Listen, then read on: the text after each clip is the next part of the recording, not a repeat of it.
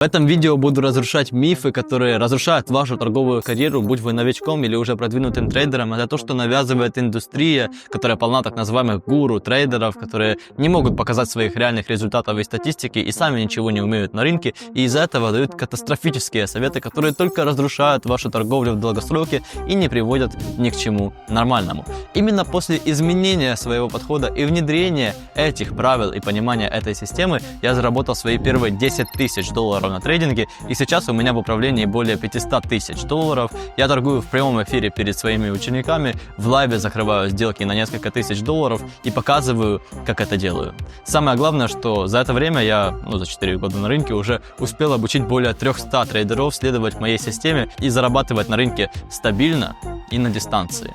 Давай попробую передать тебе некоторые важнейшие аспекты понимания моей системы, которые помогут тебе прийти к такому же результату. Первое. Везение. Очень многие гуру-трейдеры не любят об этом говорить и говорят, что здесь все сводится не к везению, а к тому, насколько хорошо вы анализируете график. А везению здесь нету места. И поэтому мы стремимся получать результат, который будет предсказуем и который будет очевиден. И когда мы получаем стоп-лосс, нам очень грустно. Индустрия говорит, мол, ты получил стоп-лосс? Проанализируй его. Что-то было сделано не так. Значит, тебе можно улучшиться в будущем. Ты получил тейк-профит, значит, ты предсказал рынок. Никакого везения здесь нет.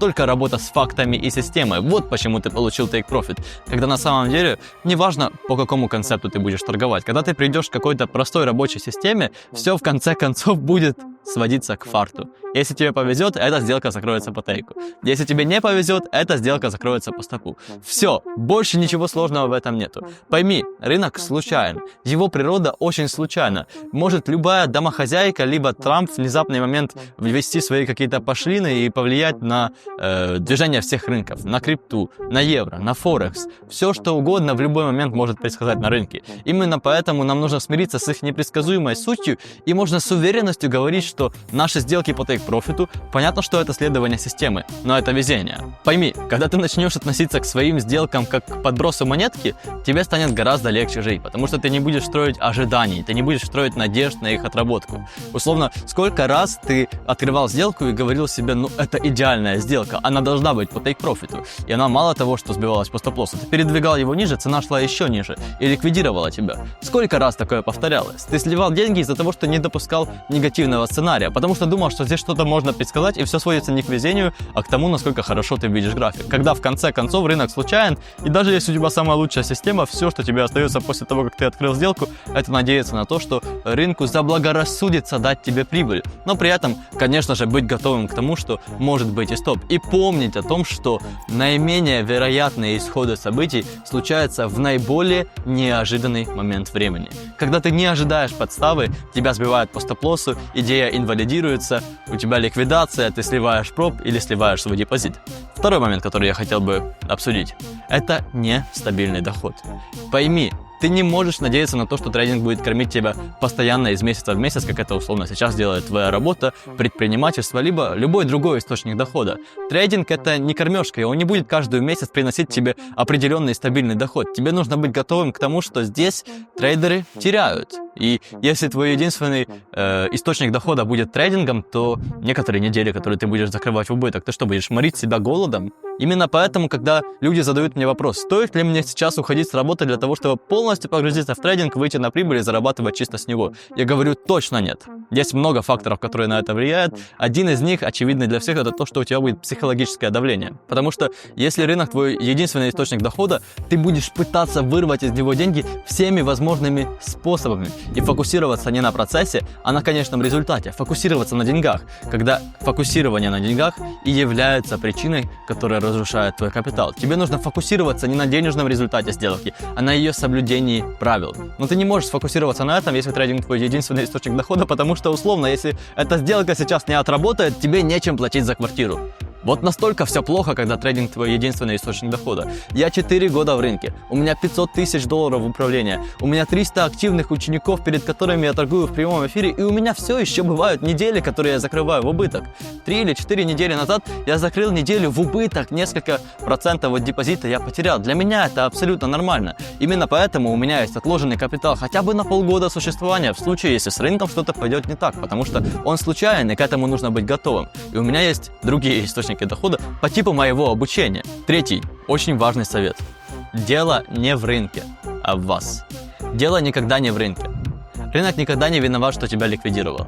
Рынок никогда не виноват, что ты слил свой депозит. Он никогда не виноват в этом. Единственная причина, по которой у тебя не получается сейчас выйти к результату в торговле, пройти проб, пройти на собственный капитал, масштабировать его и стабильно торговать, заключается в том, что ты слишком много надеешься на рынок и не предполагаешь ситуации неудачи. Задумайся. Трейдеры, которые потеряли наибольшие деньги на рынке, они потеряли их только потому, что не предполагали негативного исхода событий, который случился, когда они его не ожидали. Поэтому подготовься к тому, что здесь всегда будут случаться стоп-лоссы. Я, как активный трейдер, с уверенностью могу сказать, что я получаю их по несколько раз в неделю, и это нормально. Нормализируй получение стоп-лоссов. Более того, если ты сейчас в убыточной торговле много получаешь стоп-лоссов, относись к ним как не к плохой вещи, которая отдаляет тебя от прибыльной торговли и доказывает, что на рынке ты никто, а как к вещи, которая при рефлексии и правильном анализе этих сделок все ближе приводит тебя к результату, к пониманию того, как торговать на этом рынке. И четвертый совет. Смотри, есть два пути, как можно начать свою карьеру здесь в торговле. Первый неправильный, по которому идут 99% трейдеров. Это сигналы, это надежды, это попытки предсказать рынок, это слежка за гуру-трейдерами, которые никак не могут подкрепить свои результаты, показать свою статистику, поторговать в прямом эфире перед своими учениками. Есть метод правильный. Правильный метод — это не просто обучаться у меня и заходить ко мне в клуб, хотя это, конечно, тоже, но чуть больше. Правильный метод — это основывать трейдинг на вероятностях.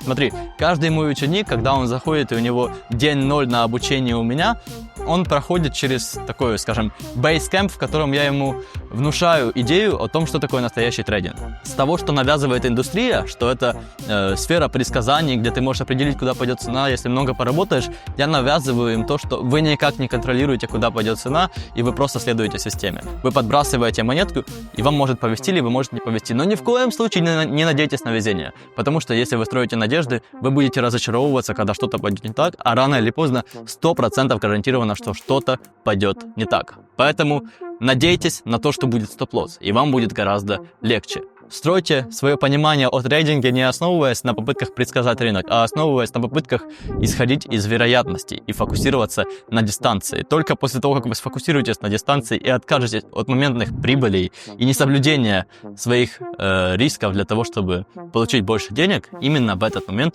вы станете прибыльным трейдером. Вот такие 4 рекомендации, наиболее важные, после понимания которых мне удалось заработать первые, относительно для меня в моем молодом возрасте, большие деньги в трейдинге. Надеюсь, это видео было вам полезно. Если это так, то лайкайте, пишите комментарии, все как обычно делайте и переходите в мой телеграм-канал по ссылке в био. Будем на связи.